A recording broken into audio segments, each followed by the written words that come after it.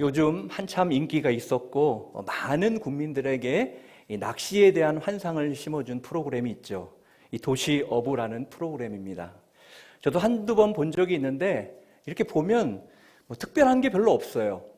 그냥 낚싯대를 내리고 그리고 누군가 큰 고기를 잡았는지 경쟁하면서 그날 일정 기준에 맞는 가장 큰 물고기를 잡는 사람에게 금배지를 주는 것입니다. 그런데 고기가 안 잡힐 때는 정말 힘든 기다림의 시간을 가져야 되고 또 잘 잡힐 때는 마치 행복을 낚은 사람처럼 즐거워하는 그런 모습을 보게 되죠. 사람들이 왜 이 프로그램을 보면서 이렇게 열광하는가 생각해 보았는데 그 모든 모습이 우리 인생을 닮아서 그런 게 아닌가라는 생각을 하게 됩니다. 인생이 그렇습니다. 아무리 내가 잘 준비해도 내 뜻대로 안 될 때가 참 많지요. 또 어떤 때는 생각지도 못한 그러한 행운이 찾아오기도 합니다. 또 때로는 오랜 기다림을 요구할 때도 있죠. 우리의 인생도 낚시에도 중요한 공통점이 하나 있어요. 그것은 낚시의 환경에 따라서 미끼를 정확히 잘 던져야 물고기가 잡히듯이 우리의 인생도 하나님이 만드신 복의 비결을 심어야 행복의 열매를 거둘 수 있다는 것입니다. 제가 온누리교회에 사역하기 전에 다른 교회에서 전도사로 일할 때 아주 오래 지났지만 아직도 기억에 남아있는 한 장면이 있습니다. 하루는 교회 마당에 있는데 교회 밖에서 누군가를 심하게 나무라는 그러한 소리를 듣게 되었습니다. 아휴, 너 같은 게 왜 태어나서 이 멍청아, 네가 뭘 하겠어? 날카로운 목소리로 누군가에게 듣기 거북한 말을 쏟아내고 있었습니다. 하도 심한 말을 해서 누군가라고 이렇게 제가 밖에 보니까 교회 앞에 있는 그런 사람이에요. 교회 앞에 사는 분이에요. 그런데 7살 정도밖에 안 되는 자신의 아들을 향해서 이 저주의 말을 쏟아내고 있는 것이었습니다. 분노에 큰 소리를 치러 엄마, 그 앞에 주눅 들어가지고 있는 아이의 그 익숙한 모습을 보면서 서로를 불행하게 만들고 있다라는 그런 생각을 해보았습니다. 여러분, 불행을 만드는 사람들, 여러분은 이 말을 들을 때 어떤 느낌이 드세요? 사실 우리는 스스로 우리의 인생을 만들어가고 있죠. 어떤 사람은 행복한 삶을 위해서 옳은 선택을 해서 복된 삶을 살아가고 또 그것을 나누는 인생이 있습니다. 반면에 어떤 사람은 불행한 길을 선택함으로 불행을 전염시키며 살아가는 사람도 있다라는 거예요. 여러분은 어떤 인생을 살고 계십니까? 복된 길을 선택하고 그 복을 나누는 인생이십니까? 아니면 불행한 길을 선택하고 그 불행을 전염시키는 그런 삶을 살고 계십니까? 오늘 우리가 읽은 본문은 유명한 팔복의 말씀입니다. 오늘 말씀은 우리가 어떻게 해야 이 복된 삶을 살아갈 수 있는지 그 비결을 우리에게 말해주고 있어요. 오늘 우리는 산상수훈의 이 팔복의 말씀을 통해서 어떻게 저와 여러분이 복된 삶을 살아갈 수 있을 것인지, 그리고 더 나아가 그 복을 나누는 그러한 풍성한 인생을 살 수 있는지 그 비결을 함께 나누기를 원합니다. 오늘 팔복이 가르치는 첫 번째 우리가 선택해야 될 행복을 위한 인생의 열쇠, 그것은 무엇인가? 먼저 그것은 하나님과의 바른 관계로부터 행복은 시작된다라는 거예요. 하나님과의 바른 관계를 맺는 것이 정말 행복을 경험하고 행복을 나누는 인생의 가장 첫 번째 길이라는 것입니다. 팔복의 내용은 이렇게 시작합니다. 복되도다 마음이 가난한 사람들이요. 또 어떻게 말하죠? 복되도다 슬퍼하는 사람들이요. 그 다음은 복되도다 온유한 사람들이요. 복되도다 그러면서 내용을 이야기합니다. 근데 개역개정에 보면 3절을 보면 어떻게 말하고 있냐면 심령이 가난한 자는 복이 있나니 이렇게 해석을 했어요. 이렇게 번역을 했어요. 그런데 우리말 성경은 복되도다 이렇게 먼저 이야기를 하죠. 우리말 번역이 더 원문에 맞는 번역이에요. 여기서 복되도다라는 이 단어는 헬라어로 마카리오이라는 단어입니다. 이것은 형용사입니다. 뜻은 무슨 뜻이냐면 축복받은 행복한이라는 뜻입니다. 행복한 사람이다. 그리고 축복받은 사람이다. 이렇게 이야기합니다.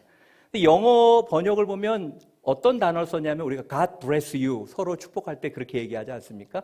그 blessed라는 단어를 사용하고 있어요.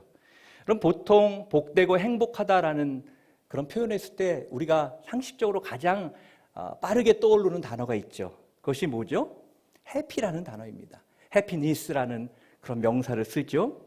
그런데 성경은요, happiness라는 단어를 쓰고 있지 않고 blessed, blessing이라는 그러한 단어를 쓰고 있다는 것을 우리가 주목할 필요가 있습니다. 여러분, 그러면 blessing이라는 단어와 happiness라는 단어의 차이는 무엇일까요? 여러분, happiness라는 것은 happen이라는 그 동사에서 유래됐죠.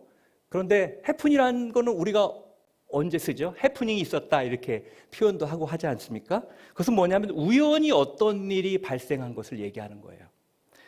여러분, 만약 행복이라는 것이 그런 우연한 것이라면 내가 만드는 것이 아니라 우연히 어느 순간에 나에게 찾아오기도 하고 우연히 어느 순간에 사라져버리기도 한다라고 생각한다면 그 행복이란 것은 얼마나 공허한 행복일까요? 그것은 잡아도 잡은 것 같지 않고 그리고 누려도 어느 순간 사라질지 모르는 항상 불안한 것일 거예요. 그런데 성경은요, 이 해피니스라는 단어를 사용하지 않고 있다라는 거예요. 성경에서 말하는 복은 그런 복이 아니라는 거예요. 그 대신 어떤 단어를 썼죠? 브레싱이라는 단어를 썼어요. 여러분, 브레싱이라는 단어, 이 단어는요, 어디서부터 유래했냐면 앵글로색슨족 단어의 블러드라는 단어로부터 유래했다고 합니다. 블러드라는 단어는 우리가 잘 알다시피 피예요, 피. 여러분, 피하고 축복하고 무슨 상관이 있나요, 사실은요? 이것만 보면 전혀 이해할 수가 없습니다. 그런데 이 피라는 단어라는 것은 어떤 의미냐면 본래 이것이 제사로부터 유래한 단어라는 거예요. 여러분, 제사하면 어떤 제사가 기억납니까? 구약에 우리의 제사를 떠올리게 됩니다. 구약의 제사는 어떤 제사입니까? 피의 제사였어요. 물론 곡식으로 드리는 제사도 있지만 원래 큰 그림은 해야 되는 것은 다 피의 제사였습니다. 근데 피의 제사를 드려야 되는 이유는 무엇이었어요? 희생제물의 피를 드림으로 그 피가 누구 피예요? 내 피입니다. 내가 살아온 인생의 죄나 잘못된 것이 이 희생제물에게 가는 거예요. 머리에 손을 얹습니다. 그 희생제사를 가져오는 사람의 머리에 손을 얹어요. 그리고 그 희생제물을 누가 잡아요? 사람들이 때로는 헷갈립니다. 제사장이 잡는다고 착각합니다. 아니, 그 가져온 사람이, 죄가 있는 사람이 직접 그 동물을 죽입니다. 근데 여러분, 동물이 쉽게 안 죽어요. 어떤 분은 그냥 목을 이렇게 찌르면 죽을 거라고 생각하는데 안 죽어요. 안 들어가요. 여러분, 거기서부터 이게 죄라는 게 얼마나 무서운지를 아는 거예요. 아무리 찔러도 안 죽어요. 일반 사람은 그렇게 정말 능숙한 사람은 한 번에 죽일 수 있지만 피가 튀고 도망가고, 여러분 이렇게 조금만 찔려보세요. 움찔 안 하는 사람이 있나요? 근데 동물이 그렇게 찔리면 가만히 있겠습니까? 그런데 잡는 거예요. 그러면서 내가 죽는 거예요. 내가 대신, 이 동물이 나 대신 그 피를 흘리고 잔인하게 죽는 그거를 통해서 죄로부터 내가 자유케 된다는 것입니다. 죄로부터 용서받는다는 것입니다. 그럼 어떤 일이 일어나요? 하나님과의 바른 관계 속에 들어가는 존재가 된다라는 겁니다. 그럼 블레싱이라는 단어의 배후에는요, 하나님과의 어떤 관계의 온전함, 회복이라는 것을 전제하고 있다는 거예요. 그러니까 축복이라는 것이 뭐로부터 온다는 거예요? 하나님과의 관계로부터 온다는 거예요. 온전한 하나님과의 관계가 복된 삶의 시작이요 전제라는 것입니다. 그러니까 성경을 보면 여러분, 이 복된 하나님으로부터 멀어질 때 어떤 일이 발생하죠? 인생은 절대 행복할 수가 없어요. 불행하고 인생이 파탄되고 인생이 가장 잔인해져요. 죄를 짓고 나서 한참을 보지 말고 바로 죄를 지었을 때를 한번 생각해 볼까요?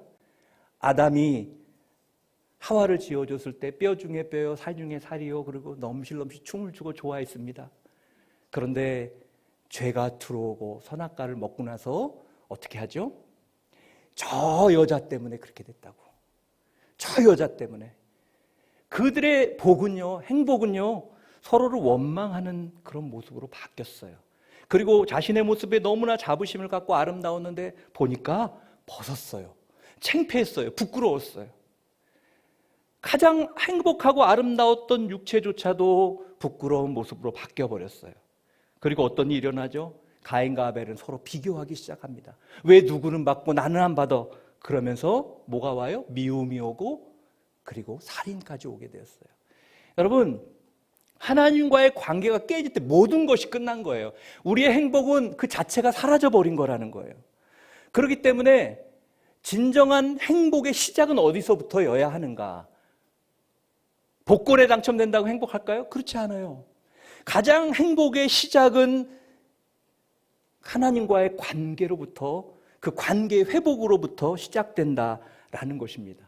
2000년 전에 예수 그리스도께서 이 땅에 오셔서 우리의 죄를 짊어지시고 십자가에 돌아가셨습니다. 왜 그렇게 하셨습니까?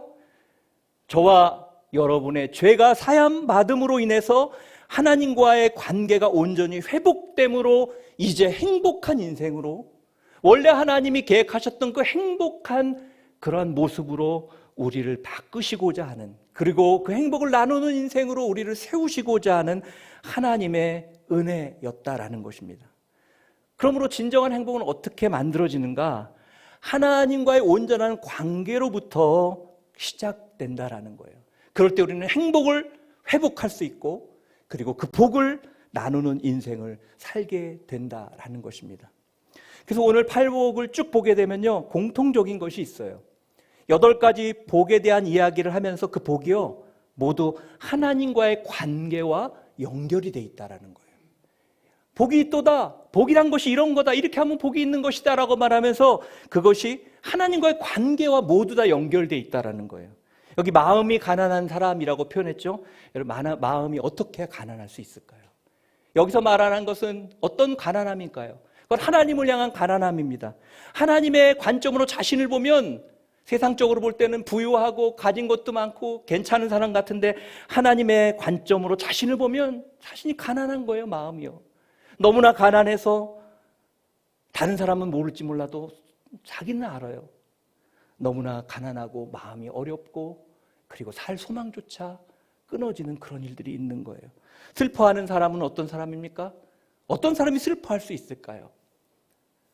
여러 가지 어려운 상황 때문에 슬퍼할 수 있을까요? 여기서는 그것을 더 뛰어넘는 슬픔이에요. 하나님의 눈으로 자신의 죄를 보는 사람은 슬퍼할 수밖에 없어요. 우리가 그런 얘기 하잖아요. 예수님 만난 분들 얘기 들어보면, 그렇게 나는 괜찮은 사람이라고 생각했는데 예수님 만나니까, 1907년에 한국 부흥의 역사가 평양에서 있을 때 그런 일이 벌어졌잖아요. 사람들이 겉으로 다 괜찮은 사람인 척했어요.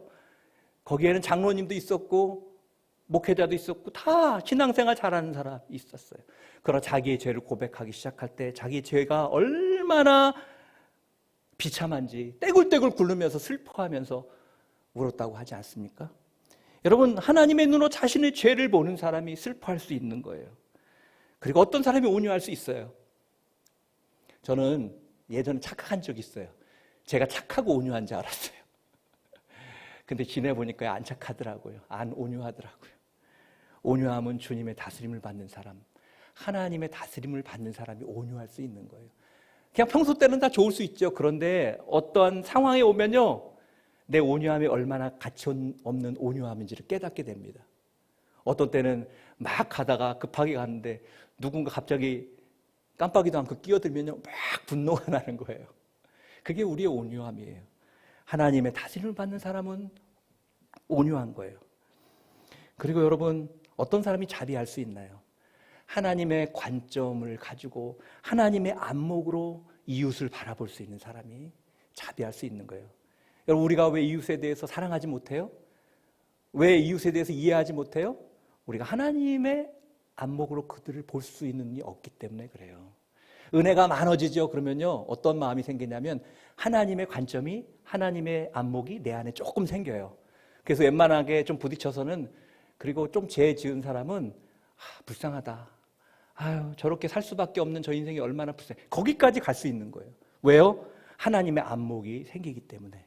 여러분, 우리가 어떻게 온전한 관계 속에서 또 하나님과의 관계 속에서 살아갈 수 있을까요? 그것은 우리가 하나님과 연결돼 있을 때라는 거예요. 그럴 때 우리에게는 진정한 복된 삶이 시작된다라는 것입니다. 여러분, 행복은 어떤 인간적인 기술이 아니에요. 요즘 책들 보면요, 그런 책들이 많아요. 자기 개발을 통해서 행복을 찾는 것처럼 많은 사람들이 씁니다. 그러나 그것을 다 읽어보십시오.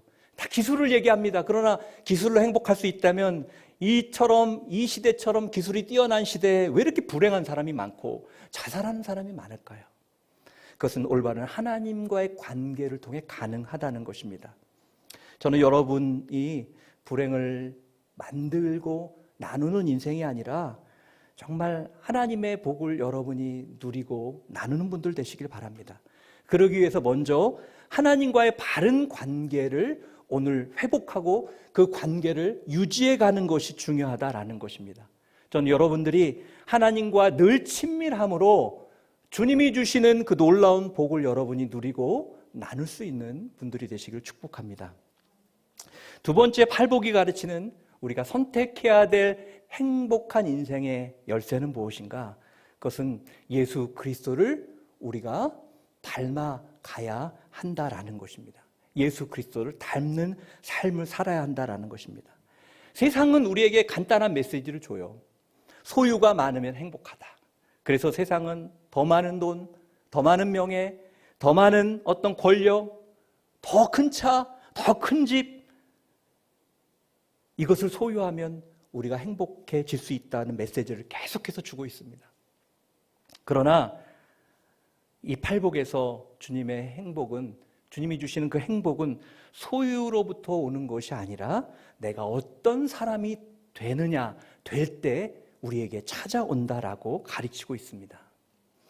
여러분, 좀 안타까운 일이지만 예전에 삼성가의 그 자녀 중에 삼성가면 얼마나 많은 돈을 유산으로 받겠어요. 그런데 예전에 자기 인생을 극단적인 선택을 한 적이 있어요.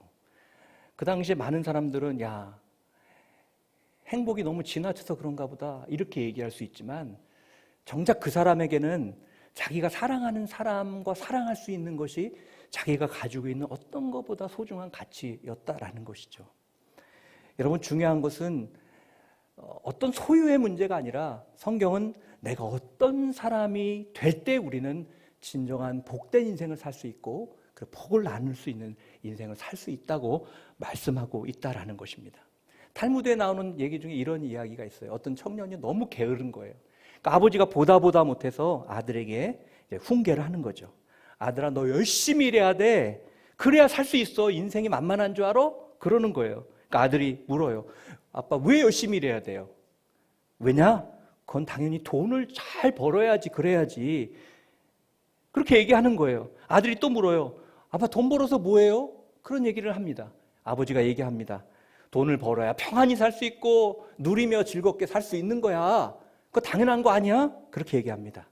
그러자 아들이요, 갑자기 아빠를 보고 방긋 웃으면서 아빠, 그러면 지금이나 마찬가지인데 나 일 안 해도 되겠네? 이랬다는 거예요. 여러분, 이 아빠의 훈계가 잘못되지 않았죠. 근데 중요한 게 있어요. 놓친 것이 있어요.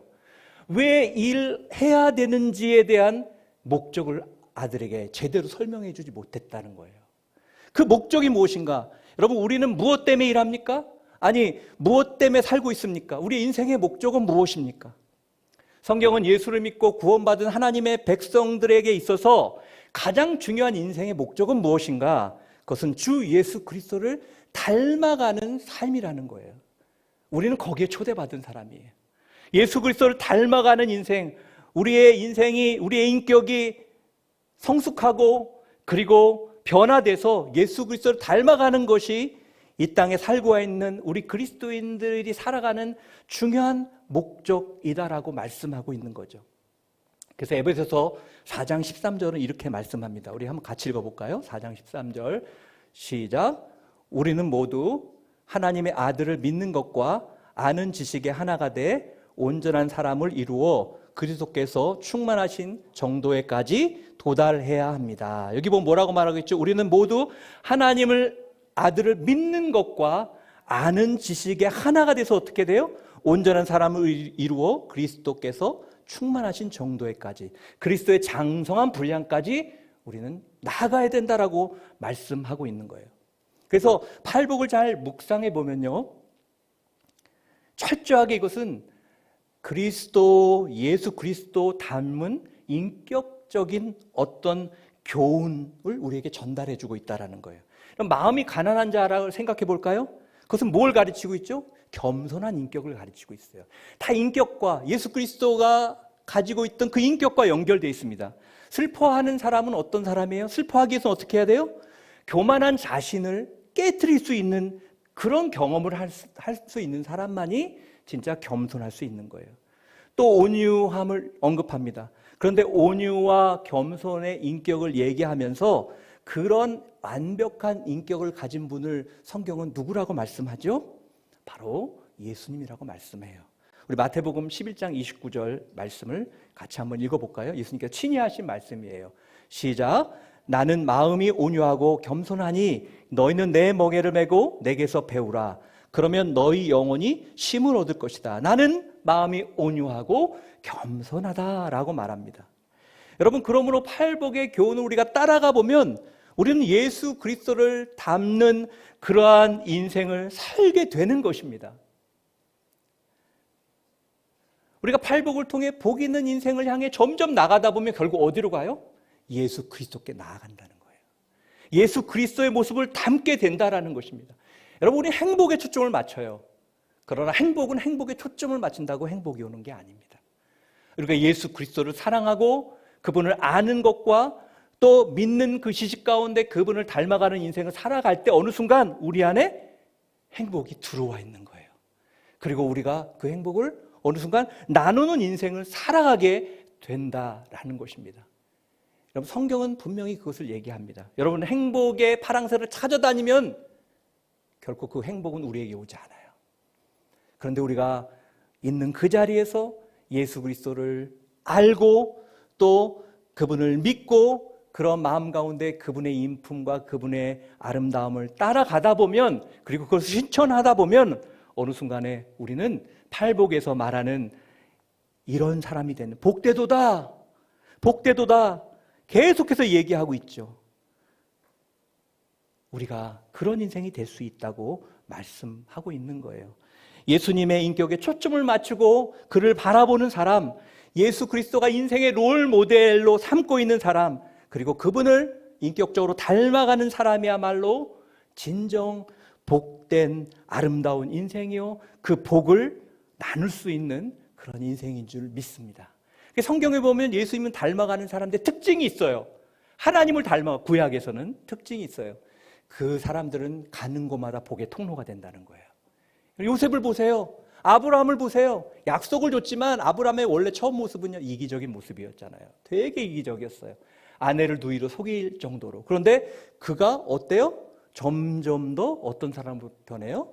하나님의 인격을 담고 인내하고 그리고 그 복을 나눌 수 있는 존재로 바뀌어요. 야곱도 처음에는요, 속이는 자 같은 그런 인생이었지만 점점 야곱도 그렇게, 야곱은 한참 수준이 떨어지는 인생이었는데 그 인생을 하나님께서 그를 빚어가심으로 하나님 닮는 인생으로 바뀔 때 그는 복의 통로로 바뀌어가요. 요셉도 마찬가지입니다. 요셉이야말로 진정한 복의 통로였죠. 신약에도 마찬가지지 않습니까? 여러분, 사울은 어떤 사람이었어요? 예수 믿는 사람이라면 그들의 목숨조차 귀하게 여기지 않는 인생이었고, 자신의 경력, 자신의 교육만을 자랑하고 자신이 중요한 인생이었어요. 그러나 그가 예수님 만나고 예수님의 성품을 닮아갈 때, 그럼에도 불구하고 그는 그런 게 있었죠.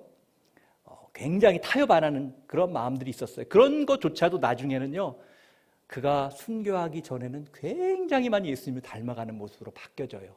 여유가 생기고 인내가 생기고 겸손함이 생기고, 그럴 때 그 바울은 축복의 통로로 변화되는 것을 보게 됩니다.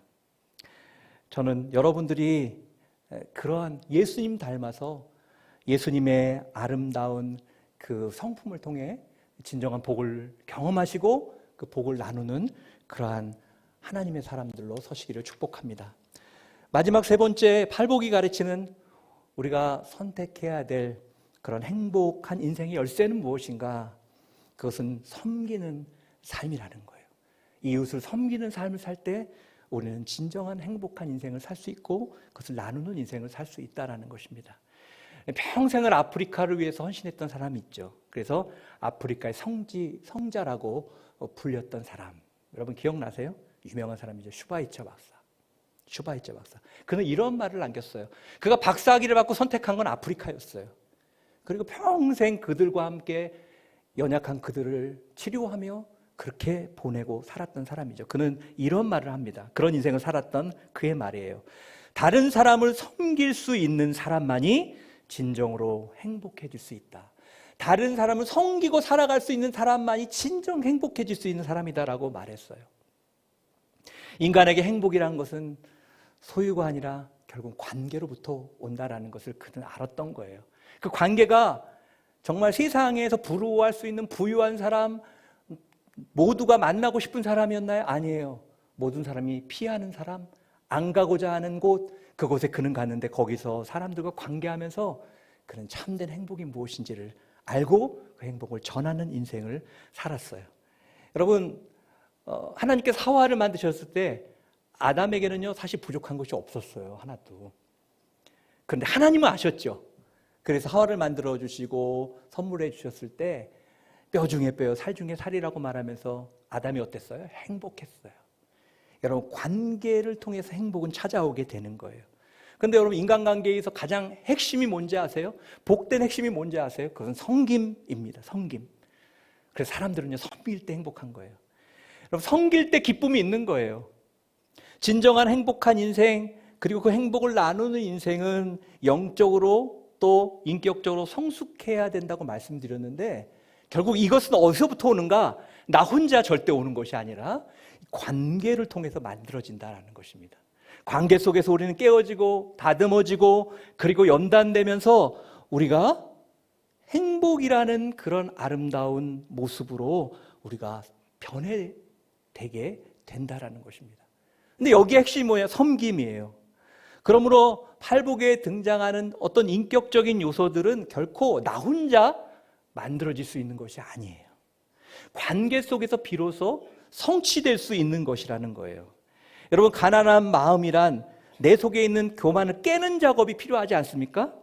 그런데 우린 그 교만을 스스로 혼자 못 깨요. 관계 속에서 주변 사람들과 관계하면서 내가 교만함을 알고 교만함이 깨지고, 하나님은 그런 관계 속에서 우리를 다듬어 가심으로 인해서 우리가 겸손한 인격체로 바뀌게 된다는 것이죠. 온유함도 마찬가지예요. 내가 얼마나 온유하지 않는 사람인지를 관계 속에서 깨닫게 돼요. 처음에는 나 그래 착한 사람이야, 온유한 사람이야 그렇게 생각하다가 관계를 해보면 내가 결코 하나님의 성품을 담지 않으면 나는 그런 존재가 될 수 없다는 그런 것을 깨닫게 되죠. 그런 의미에서 영적 성숙이란 수도원 골방에서 만들어진 것이 아니라 시장에서 만들어진다라고 말한 마틴 부버라는 철학자의 말이 참 맞는 말인 것 같아요. 여러분, 사람들이 오해합니다. 수도원 가서 수도를 하면 내가 어떤 정말 단계에 올라가고 신앙이 성숙해지고 그리고 행복한 인생이 될 거라고 착각합니다. 그런데 거기 가서 깨닫는 건 뭐예요? 나는 죄인이라는 거예요. 여러분, 중세에 많은 사람들이 수도원에 갔지만 결국 그곳에서 진리를 깨닫지 못한 루터는 오직 믿음으로 결국은 그것이 내가 나를 수양하는 것이 나를 거룩하게 할 수 없다는 걸 발견함으로 인해서 다시 복음으로 가게 되는 것입니다. 여러분, 우린 절대 골방에서 우리는 변화되지 않아요. 골방에서 우리는 행복해지지 않아요. 그래서 어떤 분은 행복을 찾아서 혼자의 삶을 찾아가는 사람도 있어요. 관계를 안 하면 행복할 거야. 여러분, 관계를 안 하면 행복할까요?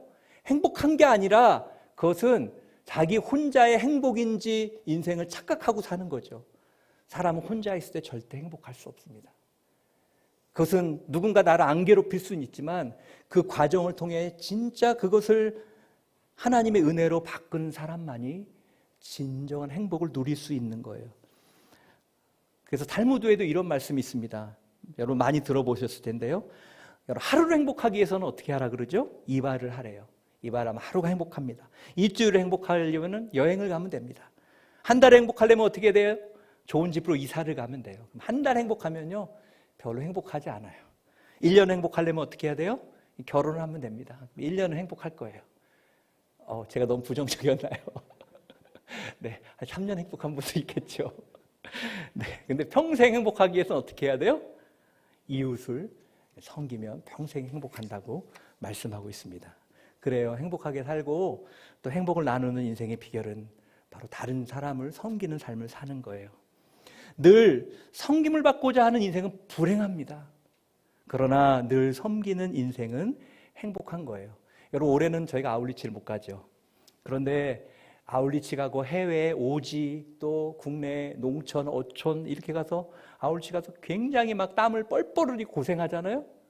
그런데 또 올라온 공통적인 사실 하나는요, 그렇게 힘들어도 사람들이 다 행복해하고 있다는 거예요. 얼굴 표정에 다 미소가 있다는 거예요. 여러분, 우리는 행복할 때, 우리는 섬길 때 진정한 행복을 느끼는 것이죠. 이 서서평 영화 여러분 기억나실 것입니다. 서서평, 천천히 평온하게. 우리 서서평 선교사님의 일생을 다큐 형식으로 만든 영화였죠. 이 CGN TV에서 만들어서 저희 아마 다 보셨을 거고 기억하실 것입니다. 이 서서평 선교사는 32세의 나이에 우리 조선 최초의 간호 선교사로 들어와서 가난하고 조선 땅에서 54살 되기까지 열심히 섬겼어요. 그리고 영양실조와 질병으로 그녀는 세상을 떠나죠. 그 떠나기 전까지 그녀의 삶은 연약하고 가난하고 병든 자를 찾아가 섬기는 것이 그녀의 삶이었어요.